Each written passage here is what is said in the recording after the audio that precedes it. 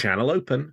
Welcome back to WeeklyTrek, a proud member of the Tricorder Transmissions podcast network, and presented in partnership with TrekCore.com. I am your host, Alex Perry. What's today's date? The date. Today's show was recorded on December 23rd, 2022, Happy Festivus, and is current through the Star Trek Prodigy episode Supernova Part 1, so beware of spoilers. All right, let's get into the show. Good day, Voyager, and welcome to A Briefing with Neelix. It's a catchy title, isn't it? WeeklyTrek is a regular news show covering the biggest stories from the Star Trek franchise. We are in a new golden age of Star Trek. There are 5 television shows in production, possibly more on the way, and enough merchandise to fill the Bajoran wormhole. So stick with me and I'll help you sort the real facts from lots of the Dominion propaganda that you'll find online. But I can't do this alone, and my guest this week is returning guest and host of the Con Pod over on the Trek Geeks Network. It's Ron Roble. Ron, welcome back to WeeklyTrek. Alex, thank you so much. I'm so excited to be here. It is a big week for Trek news, so very excited to chat today. All right, Ron. Well, you know the drill. I want to know something's got you excited about Star Trek at the moment. What's got you moving at Warp 10? So, there's so much happening in the Trek world, and I just changed what I was going to say about 5 seconds ago. Sure. There's 5 shows in production right now, and it's every year, I have a podcast where we talk about Star Trek conventions. I'm a bit of a convention nerd. So one of the things I do every year before the convention, I make a list of my 100 kind of, I don't want to say favorite, but 100 episodes that I'm really just pumped to see. Yep. So I go through the list of every episode and I make my own list. And this year I had a different criteria and I just finished my list. And just one of the things that's so much fun right now is the fact that every year that list, I make a rule to myself. I have to include every series and a certain percentage from each series. And that keeps changing because we are getting so many new episodes Yep. that are fantastic. And Prodigy is just such a good example of that. This show, the second half of this season, has completely changed my mind on Prodigy. We're getting so much good Trek, it's hard not to be excited. Wait, so what? So for this 100 episodes that you just finished, what was the theme? So it's generally my favorites, but what I did this time is I went on IMDb and I took the 100 most high-rated episodes. Okay.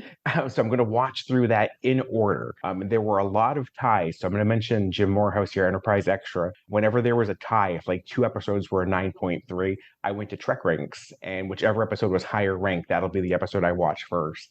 So put way too much thought into this list, but super excited to try doing it this way around. Wait, so when you say you're doing them in order, are you doing them in chronological order? Are you doing them in order from like of the top 100 lowest ranked to highest ranked, or highest ranked to lowest ranked? How are you doing it? Lowest ranked to highest ranked. So our first episode, cool. I think, is Sub Rosa or Threshold, which I love the bad episode. So bring it on. Really looking forward to it. Out of 800 episodes of Star Trek, either Sub Rosa or Threshold makes it into the top 100 on IMDb? So I should say I cheated a little bit. There were a couple episodes I had to keep in there. Okay, fair enough. All right, good. I honestly, I wouldn't have put that past the IMDb rankings because they are a little strange in places. And hey, Sub Rosa is a cult classic, so yeah, that I in some ways that shocked me, but also at the same time, it's like that doesn't shock me at all if it actually were in the top 100. I love that episode. I love all Trek. All right, let me tell you what I'm feeling good about Star Trek this week. I'm feeling really good about Star Trek wines, and I'll tell you the reason I'm feeling good about Star Trek wines is because I'm about 2/3, actually probably now at this point 3/4 of a bottle deep into a bottle of Star Trek wines. This is the first time I have done this show feeling fresh, shall we say. And I'm having a great time. I'm currently drinking. I actually don't have it with me. I decided I would leave the glass downstairs because I'm a professional, Ron. So for the duration of the recording, I would not be drinking, but I am, as I say, 3/4 of the way through a bottle of the Klingon blood wine Cabernet Sauvignon. And I just got in the other day. I haven't opened any of them yet. The latest, the sort of newest wines releases. They've been on sale for a couple of months, but they only just started shipping. That's the season 2 Star Trek Picard Chateau Picard, the Star Trek Strange New Worlds Chateau Picard, and the 2 Rysian wines, the one from Star Trek Picard and the one perhaps most excitingly from Star Trek Enterprise 2 Days and 2 Nights. I only have one each of those, but I need to get a second of each of them so I can actually drink them because I like to hold on to one just as like a collector's piece. But today we were doing a little Christmas at home because I had a bunch of presents and we didn't want to cart them up to my mother-in-law's. So we cooked dinner, we opened some presents, and I was like, fuck it, I'm going to have a glass of wine. So I reached into the wine cabinet, and what came out? A bottle of the Star Trek wines, Cabernet. And, it's, we said this before, and but I will say this now, 3/4 of a bottle. I mean, this is not my first bottle of Star Trek wine. By no means is it my first bottle of Star Trek wine, but I will say this now, I'm 3/4 of a bottle deep. They're actually decent wine, right? Like, this is not your... Obviously, there's the collectibles value of having it, and all the ones I just got in, I bought for the collectibles value. I don't plan to open those, but I typically will buy a second at some point to actually drink it. And I always have a great time drinking them. So it's a twofer. There is the collectibles value, but they're also actually decent wine. And that's what I really like about them, and why I hope they continue to make more. And I'm excited they've moved into spirits. I'm not a big spirits guy, but I'm excited they have moved into expanding the line, and that it's successful enough that they've moved into other kinds of alcohol as well. So that's what I'm feeling good about Star Trek this week. And what I'm actually feeling good about Star Trek literally right this second. I love it. So you've tried a lot of the various ones. What is your favorite of the wines that they've produced? Honestly, I think the one I'm having right now is my favorite, especially once I gave it a chance to breathe. It was really, really, it's actually a really quite a nice Cabernet. That's awesome. I'm not much of a wine drinker. I actually make my own wine. Oh, my goodness. Sweet as possible. So good wine is totally lost on me. My thing with these bottles are so beautiful. If I was to get these, I wouldn't have the heart to open them. Well, that's why I have to get two, so that, I scream my way through opening the second one, because I know that the first one is untouched and never will be touched. Yep. Love it. All right. Well, with that, let's turn to the week's top stories. There's a war going on, and I'm a reporter. Well, while promoting the launch of Paramount Plus in Germany last week, Star Trek Strange New Worlds star Anson Mount gave a couple of teasers about the show's second season, which is expected to premiere in 2023. In response to a question from TrekZone.de, which, because I'm 3/4 of a bottle into Klingon blood wine, I will say I thought was a really crappy question that they asked that was really loaded with cynicism about it, but we're going to talk it anyway. About the optimistic future for Star Trek and balancing that with using conflict to explore key themes raised in episodes like All Those Who Wander and Equality of Mercy. I have very much sanitized what the question was. Mount said, quote, "Well, you'll have to see where we take that, because some of those themes go on in the second season, and really asking those exact questions that you were just asking. Is it possible that intelligence can be so completely ripped apart from any sense of communication or idealism? Is there such a thing as a monster? Is that really possible? So yeah, we go down that exact road." And in an appearance at Wales Comic-Con, Mount reflected a little on the kinds of episodic stories he would like to see Strange New Worlds tell in the future. Quote, "Western!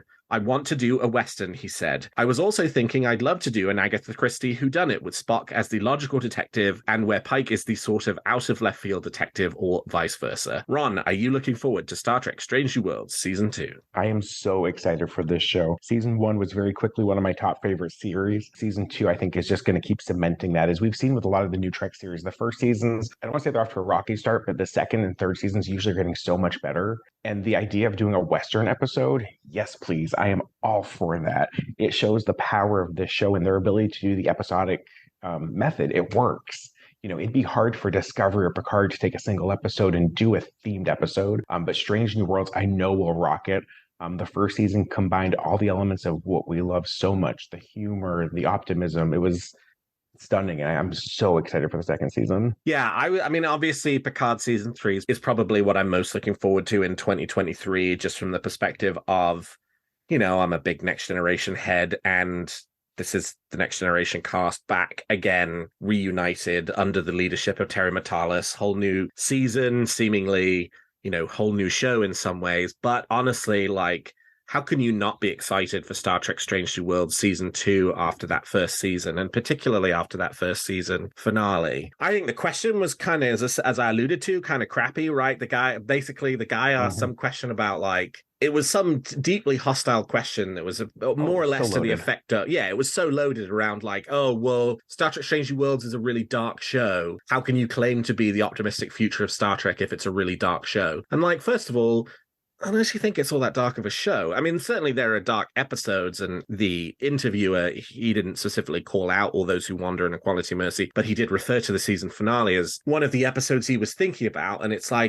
Okay, yeah. I mean, like, All Those Who Wander, certainly, I have my problems with that episode, which I've talked about at length on this show, but I don't think of Strange New Worlds as being a dark show in any way. And in some ways, like, if you take A Quality of Mercy, there are elements and themes to that episode which are sort of right in the quintessential kind of heart of Star Trek, and it's based off of A Balance of Terror, which is one of the best episodes of Star Trek ever created. So, like, if that's not Star Trek, then people are just off their rockers in terms of what they think this franchise in this show is. If you look at an episode like Balance of Terror and you say, oh, well, that doesn't really fit within the sort of, vision for what Star Trek is, which effectively is what you're saying if you're saying that same thing about A Quality of Mercy. It boggles my mind. I'm with you. And, the series as a whole, I thought was much lighter than a lot of the newer series that we've seen. Anyone that watches those episodes and thinks that it's darker than previous past, like, have you seen In the Pale Moonlight?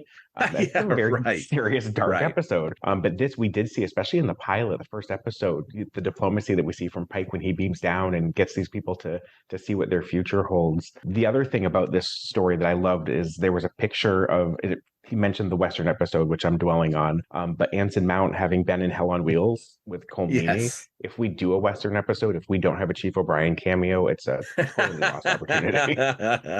Yeah, and of course, that's the really fun thing about Strange New Worlds is that they can do stuff like that, right? Like, you can have the Western episode and the Agatha Christie episode and, the body swap episode, which we had, and the fairy tale episode, which we had. And so that is one of the things that sort of sets Strange New Worlds apart in the sort of current milieu of Star Trek shows that the other ones can't do as easily. And like, hey, I'm ready for 10 more fun episodic adventures that take us in different directions, that lean on different genres and try different things, and like, absolutely give it to me. And maybe Paramount shouldn't let TrekZone.de do interviews next time Paramount Plus launches in Germany. I thought that Anson Mount did a great job of very deftly and seriously addressing the question and telling us potentially something slightly interesting about Strange New Worlds Season 2 in the process. But yeah, sucks to be them. Yep. Well, while Star Trek Prodigy did not win the Outstanding Animated Series Emmy at the first annual Children's and Family Emmy Awards that took place 2 weeks ago, it lost out to City of Ghosts. The show did not go home empty-handed. Alessandro Taini, the production designer for Star Trek Prodigy, took home one of 7 Individual Achievement in Animation Emmys for his work on Star Trek Prodigy. In accepting the award, Taini thanked Paramount, the Prodigy animation crew, and series executive Ben Ibone.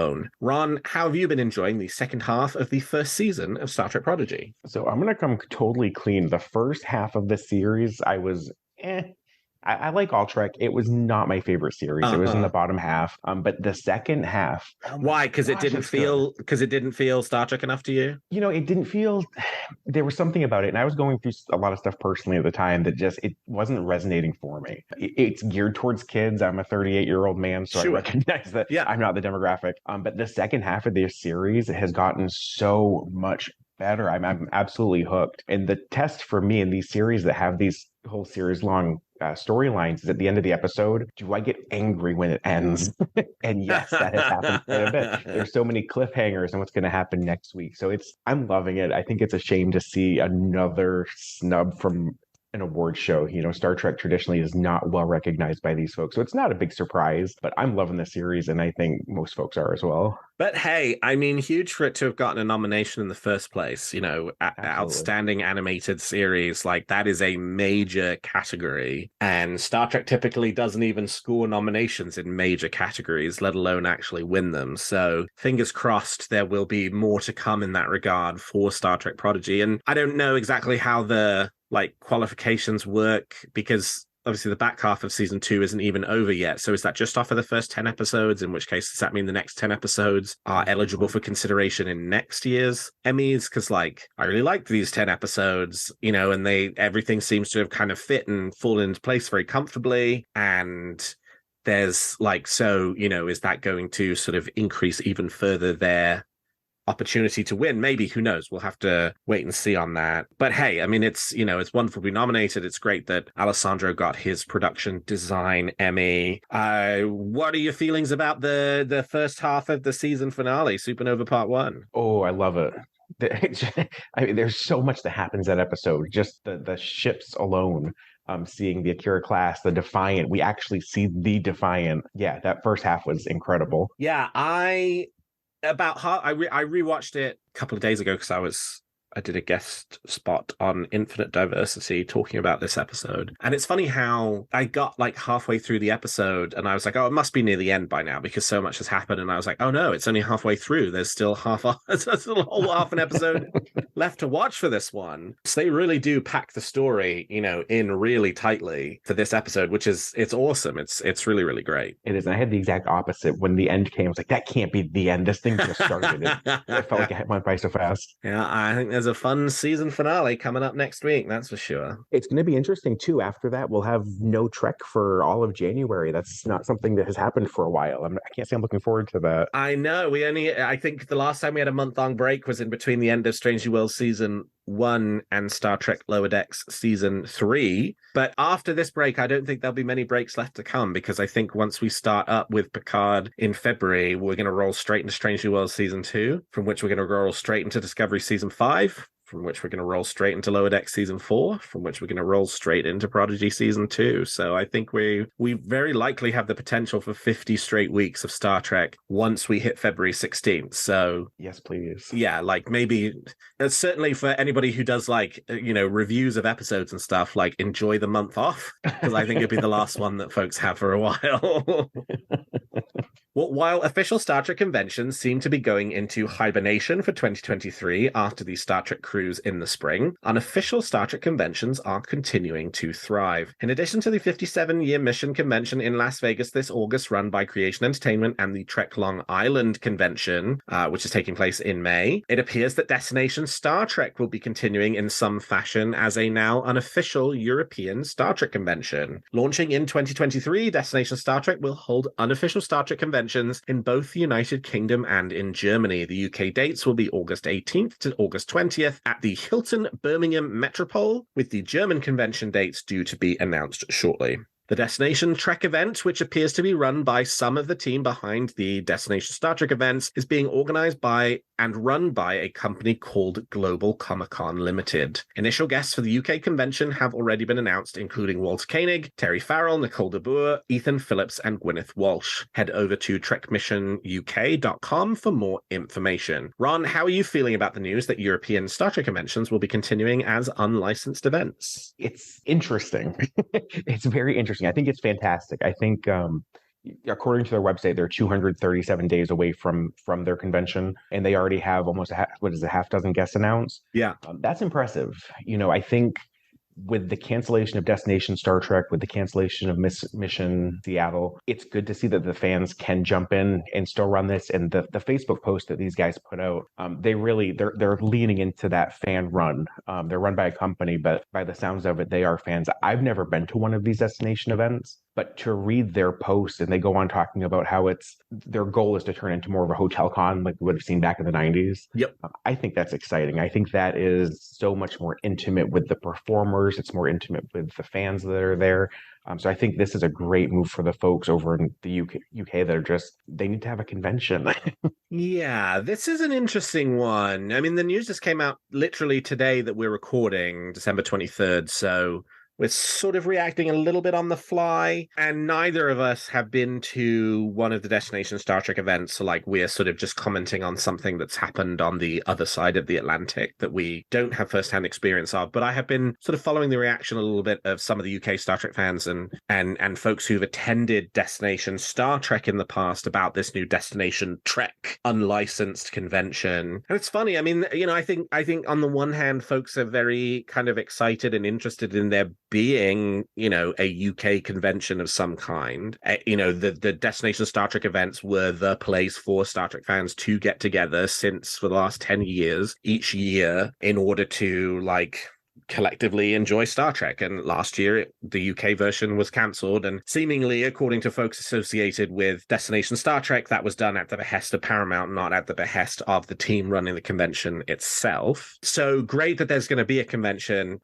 but it is funny how, first of all, I think a lot of the people who've attended those conventions have not loved them and attributed a lot of the things they don't love not to Paramount, but to the organization running it, whom, yes, this is a new company, but I think it's just a new name for an old company, and it's the same crew of people who are doing it. Certainly from the way that the Destination Star Trek social media accounts have now all flipped over to Destination Trek. Whoever's running Destination Trek has the passwords to all of the Destination Star Trek social media accounts. So, I'm pretty sure it's the same guy, right? It's effectively the same company, even though it has a different name. And there was lots about the Destination Star Trek conventions that people didn't like, most especially the fact that they sort of stopped handing out refunds during the pandemic. And it seems like that will continue over to the new event.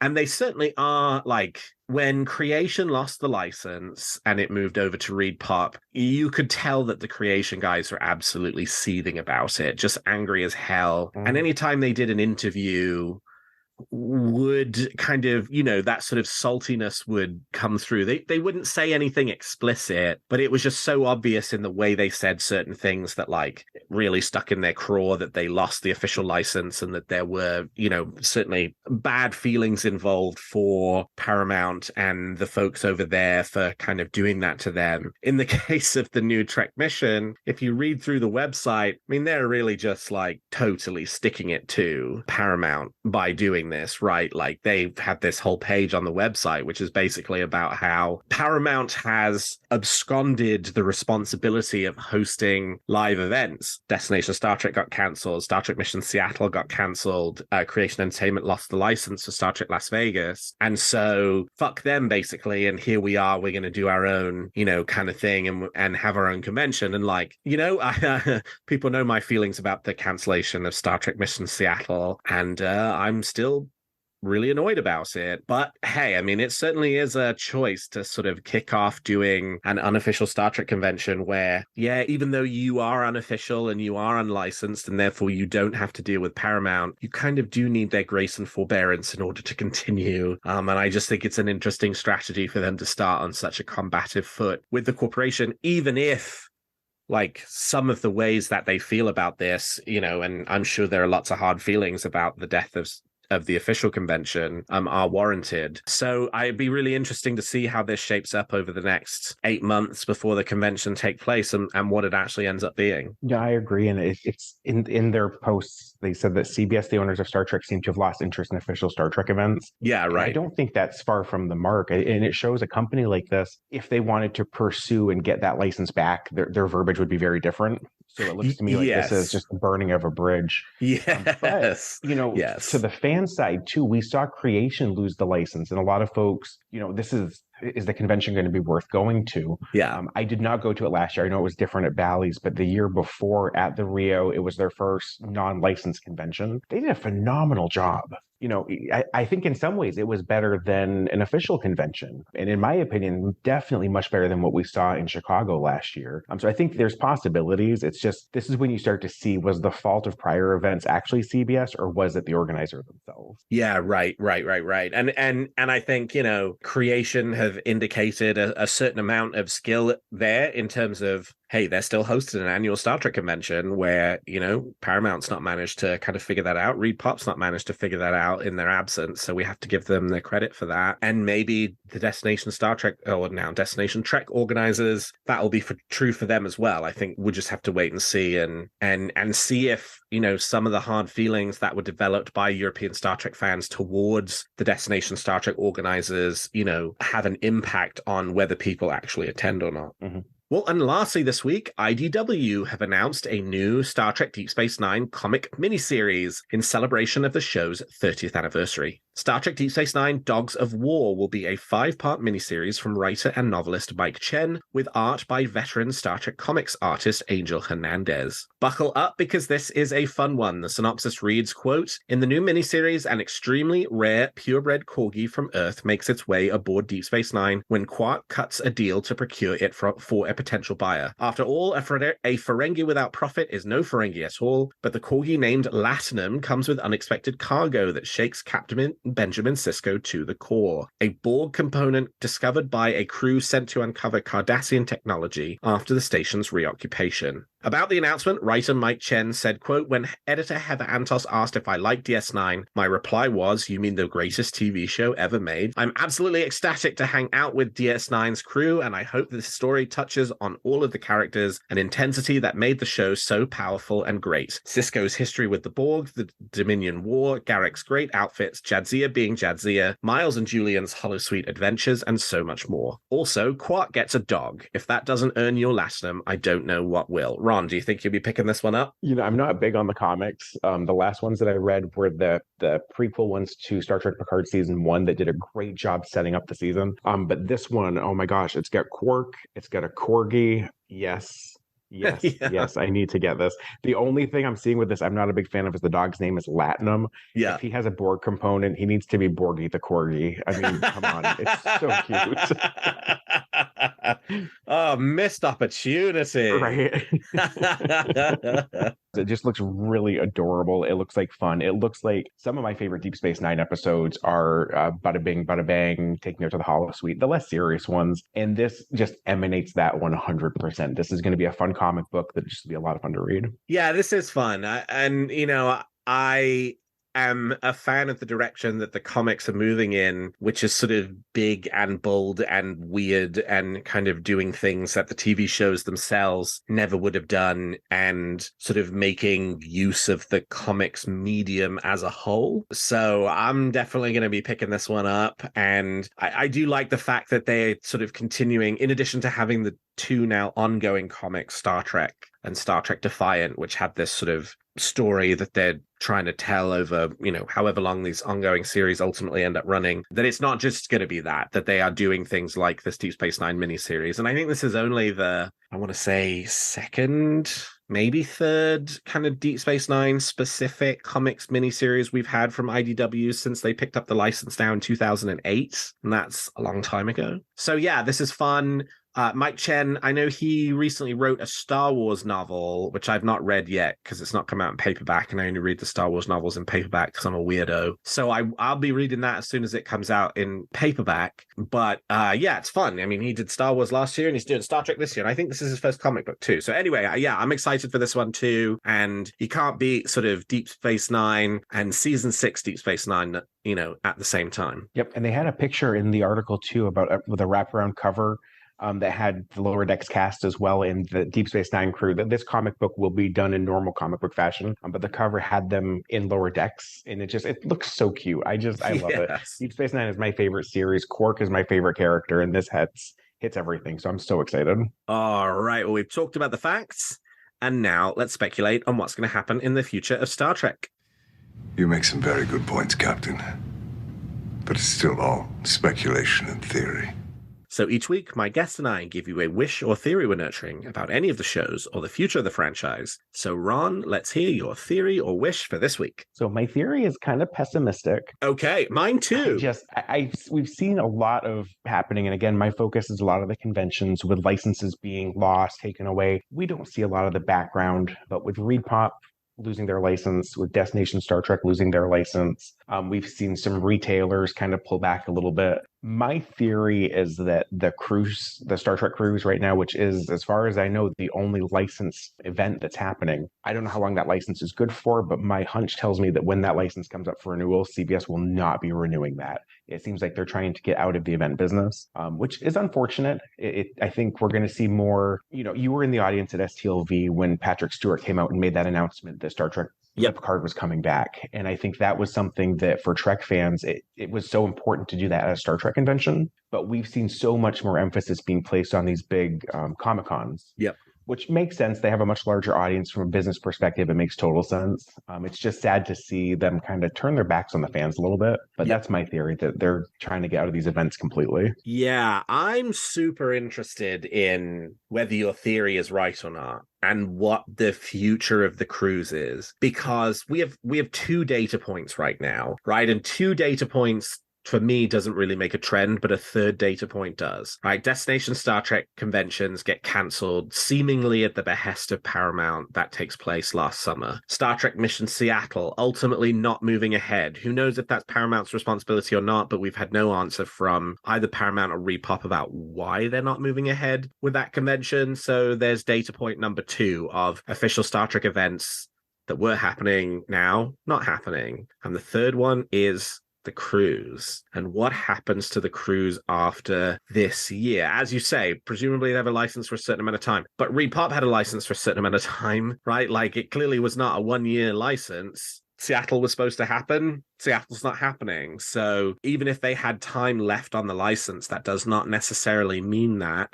if Paramount really has decided we're done with the live events for whatever reason, we're not doing them anymore, that we won't also see, this potentially be the last cruise. Here's hoping not, right? Here's hoping that the Destination Star Trek decision, which we feel pretty confident in saying was a Paramount decision, hopefully that's just because they decided they didn't want to do European live events anymore, but are still interested in doing North American ones. And Star Trek Mission Seattle was a nasty coincidence of for whatever reason, it ultimately didn't go ahead, but that's not connected to the corporation's commitment to doing events like this in the future. I'll tell you, I think my kind of gut is that they're probably transitioning out of the live events business as a whole, and that it might not be next year, it might not even be the year after, but eventually, if we don't see the official Star Trek conventions return in some form, that the cruise will also kind of transition out of official status. Whether the cruise company decides to continue running it or not without that license, who knows? But I think we have to entertain the possibility at this point, based on what's happened this year, that Paramount is no longer interested in doing official live Star Trek conventions, events, that kind of thing, and that they're really relying on New York Comic-Con, San Diego Comic-Con to be their kind of big press interaction opportunities to sell the franchise and what the big announcements are, and that's not going to be at bespoke official Star Trek events anymore. It's interesting too, because we've seen the big conventions all kind of have the plugs pulled. But one thing we've seen happen a lot more, especially since the pandemic, and it's continued since then, are like online events. So Star Trek Day has come out 2 or 3 years in a row now with varying degrees of success. They've done live streaming events of the premieres a day or two before, again with varying levels of success. This summer, I remember they did like a drag queen bingo with Jackie Cox, which was really fun, really random. So we're seeing those sort of events. It'll be interesting to see with the fan anticipation of season 3 of Picard, if we get something like that leading up to it. We did for season 2.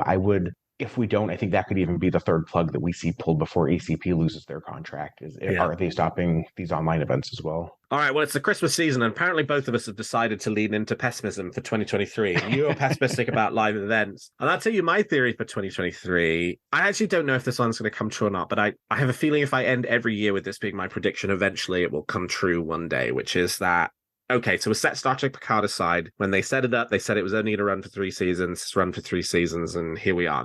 There was not a planned arc, but it kind of felt like it was a 3-season deal. Patrick Stewart kind of indicated he signed up to do a max of 3 seasons. It's been 3 seasons and it's done, right? One of the Star Trek shows is ending this year. My theory is actually that next year we will learn the definite end date for another of the Star Trek shows. My sense is that a show like Discovery probably eventually, it's season 5's just finished. Maybe they renew it for season 6 and say that'll be the last one, or maybe they renew it for 2 more seasons and say that'll be the end. Kids animated shows tend not to run super, super long, right? They're not like these sort of never-ending kind of, enterprises, ha ha ha, pun intended. Lots of the kind of big children's popular animated shows top out around 40, 50 episodes. Well, with the 2 20-episode seasons of Star Trek Prodigy, that puts us at 40 episodes of Star Trek Prodigy. And they do seem to be moving through story at a fairly accelerated rate. And so, could season 2 of Star Trek Prodigy be the end of that show? Or maybe they pick it up for a 3rd season and call it an end at that, and they say, we're picking it up for 1 more season. Could that be Lower Decks, right? Season 4 happening right now. They renew it for a 5th and final season. I just sort of have this sense that things have been very static the last couple of years in terms of the sort of mix of shows that we've got. And obviously we know that Star Trek Picard is moving off of the stage, and hopefully another show will sort of step in and take its place. But I think that some of these other shows are maybe reaching the kind of age where it is realistic to ask, is this the kind of thing that ultimately goes on forever? Or is there, some kind of endpoint that we will eventually reach? And will we learn about what that endpoint is in 2023? Again, I hope not, right? I hope we're in for Discovery 6 and 7, Prodigy 3 and 4, Lower Decks 5 and 6, right? Like, that's what I want. But I just have this sneaking suspicion that sooner rather than later, one of these other shows is going to come to an end, and that it's going to be more of a surprise than Patrick Stewart says before Star Trek Picard even happens. He's in it for 3 seasons, and at the end of 3 seasons, they're like, yeah, we're done. What do you think about that? I don't think you're wrong. I think it's, you look at the 5 series that are out there right now. Picard, we know we're losing it. Lower Decks, don't tell me they're taking away Lower Decks. It's my favorite series right now. I want it to be a Family Guy. Let it run for 20 seasons. Prodigy, their first season, I think they've already set up a second season for us. Seeing that Dal isn't going to be able to enroll in Starfleet Academy, I don't see that being resolved in a 20-minute episode, which is all we have left. So I see that coming up for another season and maybe running for a few more. Strange New Worlds, again, I think that was so popular that I don't see it going anywhere. But Discovery, we're going to be seeing season 5. I love Discovery, but a lot of their story arcs are very similar.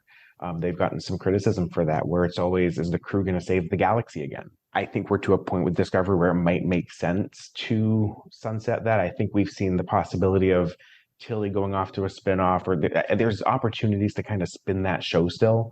And change its format into a new series. And I don't think it's pessimistic to say an episode or series might go off the air, because honestly, I think we're going to get new series, which I say bring it on. I know there's a few in the pipeline right now, and I'm sure they're working on more that we haven't heard about. Just bring it on. Any Trek is good Trek. So I'm ready to see what the future holds. Yeah, I mean, that's another point too, right? Which is that, like, there's only so much room on the docket for Star Trek, and there's a bunch of great ideas. And so in order to accommodate more great ideas, you kind of have to shuffle some things out eventually. And as shows start to get up to 5, 6, 7 seasons, those are really decent runs for, like Discovery has been on now for 5 years. It'll be on for at least one more, but that'll be 6 years, right? It won't quite have been 6 seasons, but it still will have been around for 6 years. That's a lot of time to keep sets up. That's a lot of time to keep actors employed. I think you eventually hit a point where actors want to move on to something else, creatives want to move on to something else, and maybe it's not a bad thing for them ultimately to do that, because it creates space for new ideas to come into play and new creatives, and for us to continue to kind of try new things and experience new things within the Star Trek universe, and have a good time doing it. I agree. And a lot of, especially the live action series, if they were to go off the air, any one of them right now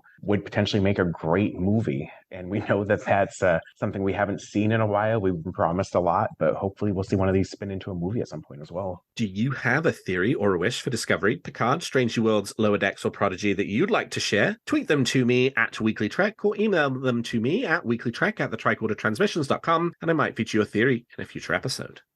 Well, that's all the time we've got for this episode of Weekly Trek. Thank you so much to my guest, Ron Roble, for joining me today. Ron, how can people contact you if they want to continue the conversation? Alex, thank you so much for having me. It was so much fun. I love talking Trek. I am on Twitter, or my podcast is on Twitter, at TrekConPod. The podcast name is The Con Pod, a Star Trek convention podcast. You can find it on Spotify or anywhere you listen to podcasts. And then I am on Mastodon. So this is the first time I try to read that off, but it's mastodon.lol/@TrekkerRon.